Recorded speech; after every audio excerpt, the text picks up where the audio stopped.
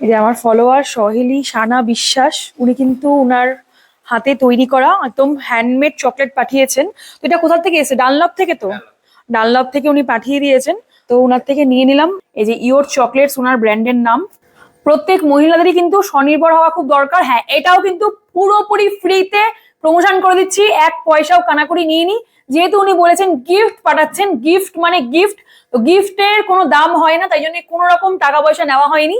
আরে বাপরে, কতগুলো চকলেটস পাঠিয়ে দিয়েছেন। এই একটা পিঙ্ক কালারের স্ট্রবেরি ফ্লেভার, সম্ভবত হ্যাজেলনাট। এটা রয়েছে হ্যাজেলনাট।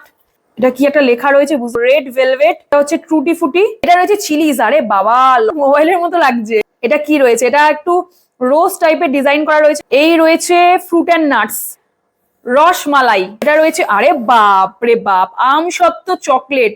ট্রুটি ফুটিটা ট্রাই করে দেখি। সিরিয়াসলি ব্যাপক। হোয়াইট চকলেট, তার সাথে টুটি ফুটি দেওয়া রয়েছে।